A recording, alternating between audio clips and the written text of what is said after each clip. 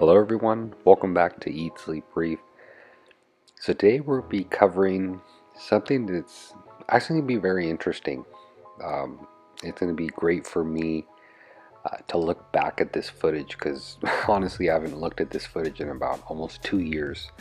And a lot of people always ask me, how did you come up with your scape? What did it kind of look like at the beginning? Obviously I do have those videos up, but I understand a lot of you guys don't want to be digging through them. So in today's video, we're going to be covering exactly how I got to where the tank is today, as far as the rock work is concerned, kind of what were my thoughts, how I went about setting up the rock work when I first got started with the tank. So we're going to be hopefully answering some questions for you guys. It's going to be kind of a time travel back in time. You guys get to really take a look at the tank and more importantly see how much it's really changed, because looking at the tank now, it's hard to get an idea of what it kind of looked like, because it's just so packed with corals everywhere. So let's take a little trip back in time and show you guys how this JBJ45 all started. So a lot of people always wonder and ask me, how exactly did you come up with this Rockscape? And to be totally honest with you guys, this was the very first aquarium I've ever set up. Hadn't done freshwater, hadn't done saltwater.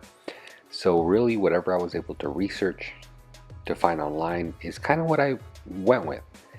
One of my most important people that had an influence on me at the beginning was CJ's Aquarium. Of course, I don't really need to talk about him. I'm sure you guys already follow him here on YouTube as well as on Instagram.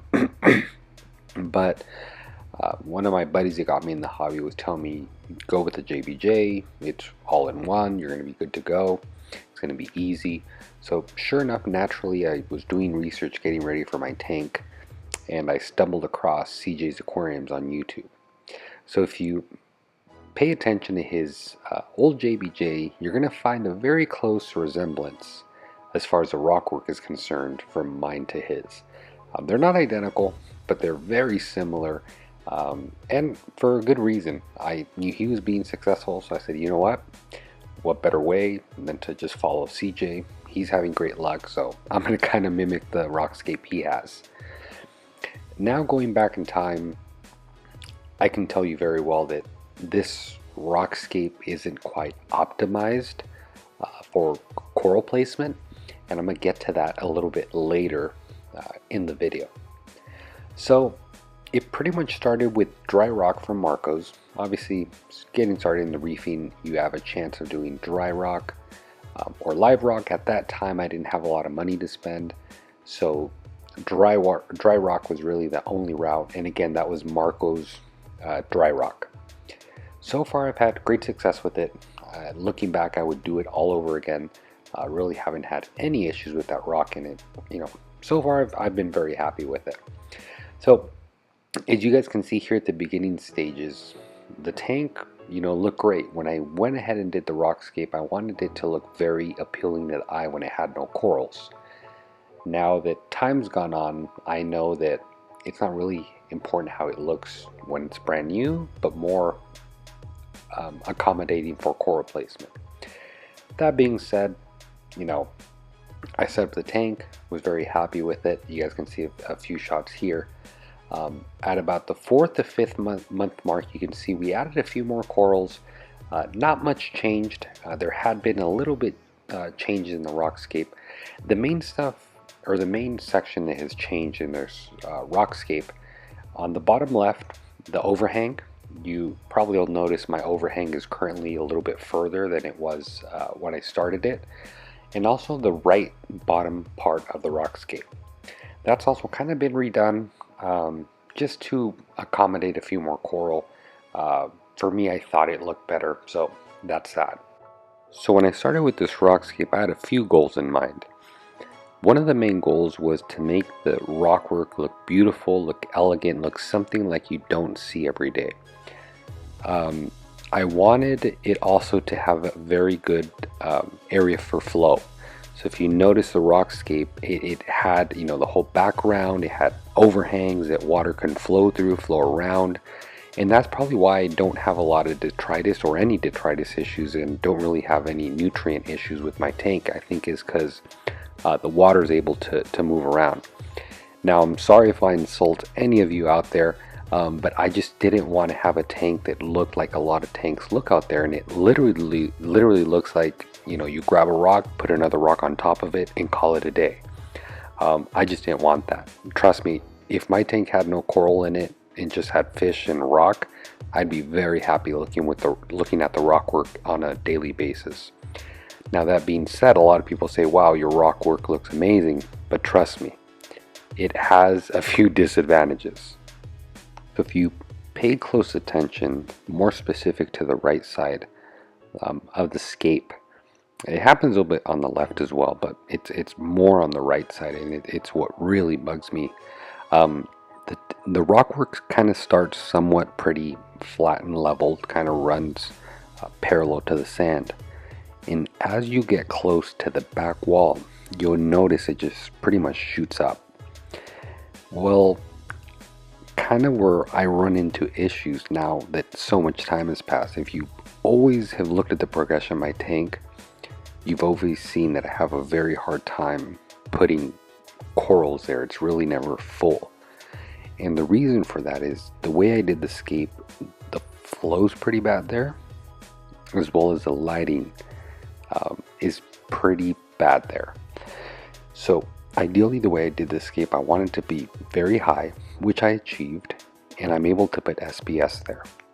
And this is where we kind of get into the issues with the way I did the rock. If you pay attention, the rock work at the highest peak runs very close to the back wall.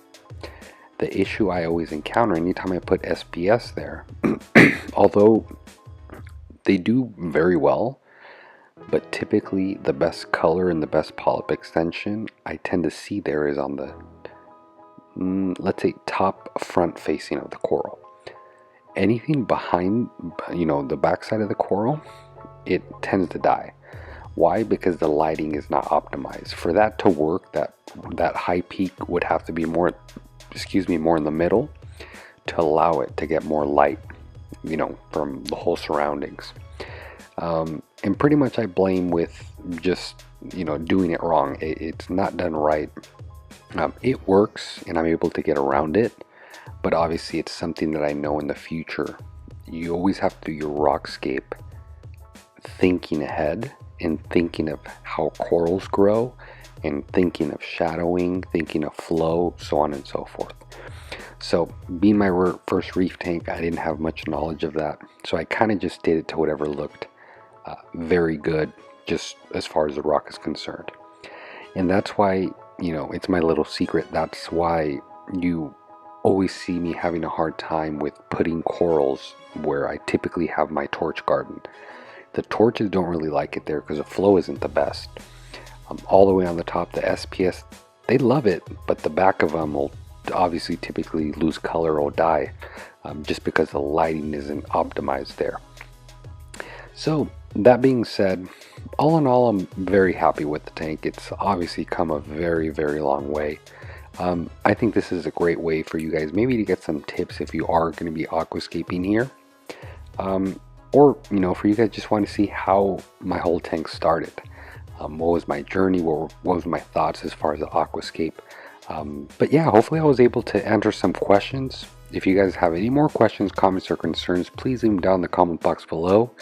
Really hope you guys enjoyed this video. I know I really enjoyed it because, like I said, I hadn't taken a look at these earlier clips for at least going on 2 years.